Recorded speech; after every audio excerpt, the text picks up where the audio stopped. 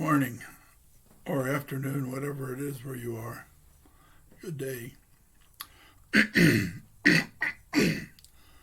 This is a piece called The Imperfect Marriage. May the Lord bless us all the days of our lives. First, full disclosure, I am divorced.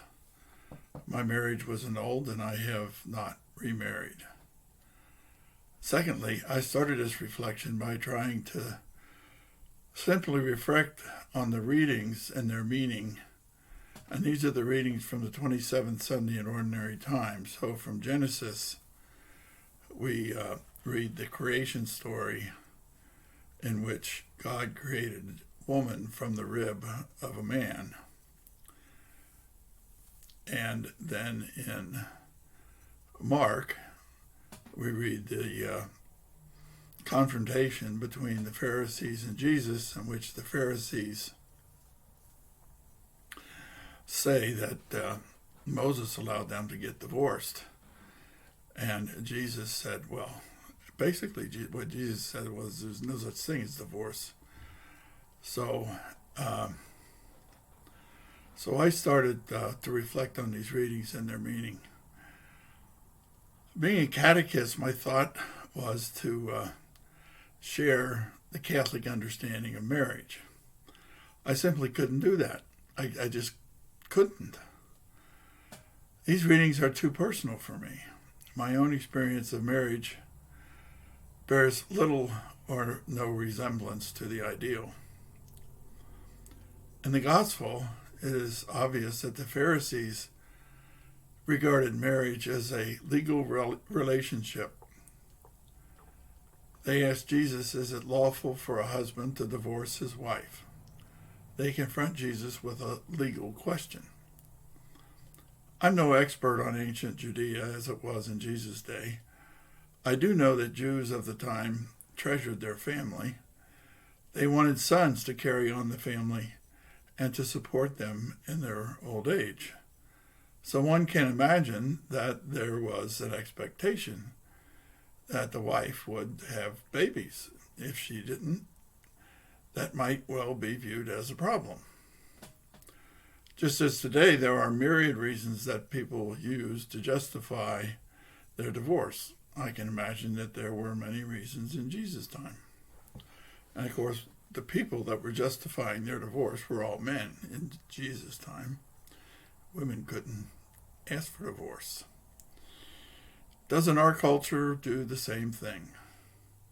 Isn't the way we think about marriage and divorce fundamentally secular?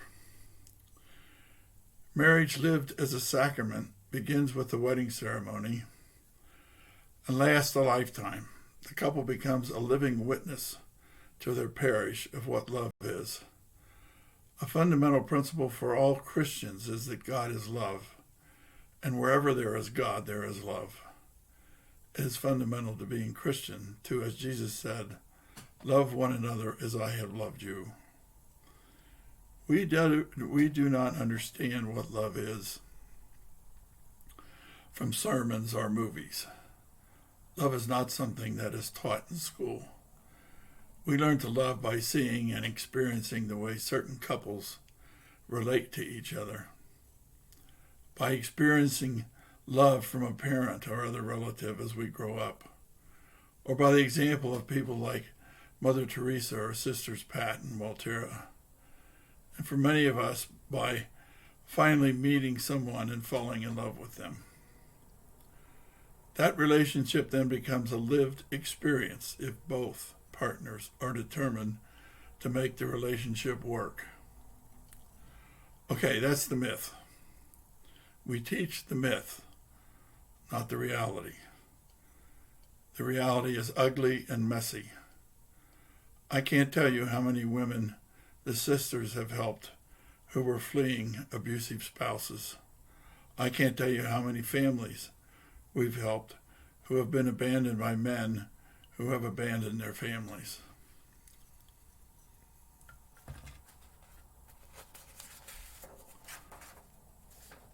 Many within the church have a righteous belief that marriage is indissoluble, that divorce is always wrong. That's how they read that verse from Mark in the Gospel. There are myriad websites, workshops, even marriage counselors who exist to help save your marriage. No doubt, two sane people can drift apart over time. One or both spouses can succumb to the pressures of the world around them. When both spouses are willing to give it a go, the attitude that the marriage is worth saving is a righteous one. Not all marriages are like that. A young woman that I knew from a devout Catholic family dated her husband for a reasonable 2 years before marrying him.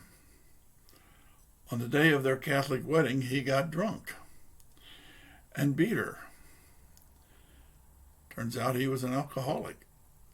He'd been an alcoholic for years. He had hidden it from her. After a month of physical abuse, hell, she managed to get away and go to her parents. She obtained a divorce and an annulment. No sane person would consider that relationship a marriage. Perhaps it was legally, but it could in no way be considered sacramental. Regardless of the fact that the wedding was in a Catholic church, presided over by a Catholic priest, it was never a sacred relationship, a marriage. Randy was a friend of my cousin. I call him Randy because he was. Randy, that is. We all grew up together, and after we hit puberty, Randy always seemed to have an excess of hormones where the girls were concerned. He married a girl from a devout Catholic family. Randy was quietly promiscuous from the get-go. At least he would drop hints about meeting women at work, etc. After about 10 years of marriage and 3 kids later, Randy really went public with his infidelity. He'd brag about his sexual adventures to anyone who would listen. He was shopping for a new model. I'm no psychologist, but my guess is that Randy was always a narcissist. His wife finally just had to file for divorce.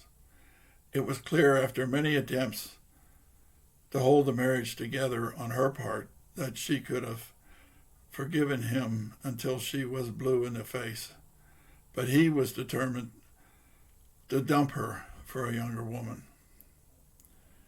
Even though they were married in the church, and they were both Catholics, there was no way Randy and Eve's marriage could have ever been considered sacramental.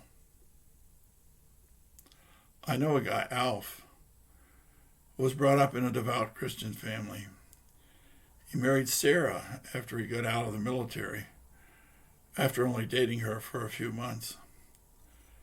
They were married in the Lutheran church. It was a church wedding, something they both thought was important.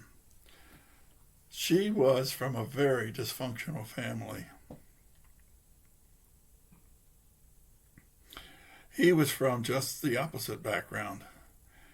He thought he could help her to change, that he could save her. She was emotionally abusive towards him from the beginning, but he didn't see it that way at first.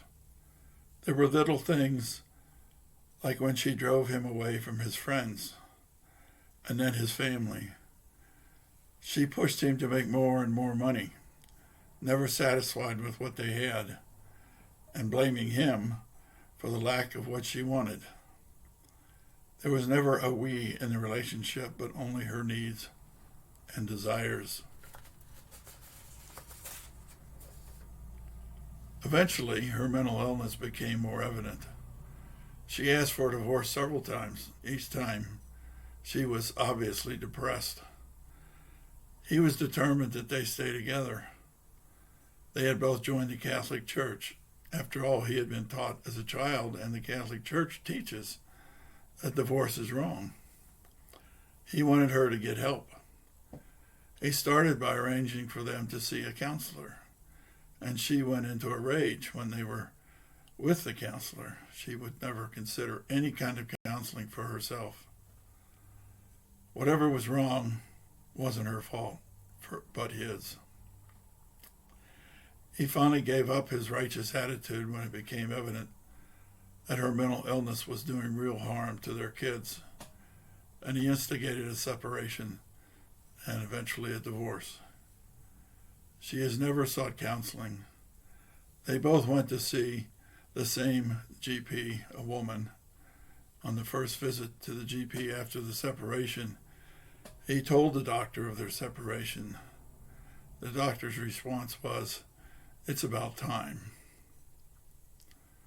There are any number of psychological conditions that render someone incapable of entering into a sacramental marriage. Addicts, narcissists, sociopaths, etc. are all incapable of the kind of self-giving relationship required in a sacramental marriage. No amount of forgiveness by the abused spouse will change that. Constance Phelps, a domestic abuse survivor herself, noted in a recent article in the National Catholic Reporter that homilies warn against judgment, state that we are all sinners and simply that all our sins are equal, and then turn that idea into a prescription for blanket forgiveness and forbearance. If you judge, you are a wayward soul unable to love your enemies. The stories used to support these morality tales frequently involve getting cut off on the road, being ignored by a boss or a friend, or a minor irritation with a family member. I've always wondered at the bland problems of those pretend homily people, even as I look at Jesus being emaciated and bleeding from the cross, and know that his world and theirs don't have much in common. As important to the church as it is, we pay little more than lip service to preparing people for and supporting this relationship, which is fundamental to the life of the church. We are, after all, a family of families. For a very good reflection on the ideal marriage, I suggest watching Bishop Barron's video on YouTube. Bishop Barron on the Sacrament of Marriage, and his homily for these readings that this is based on from the 27th Sunday in Ordinary Time, How to Fall in Love. For an insightful reflection on the reality of an abusive marriage, I recommend Constance Phelps' piece in the National Catholic Reporter, I Am a Domestic Abuse Survivor. Parish priests must do more to support people like me.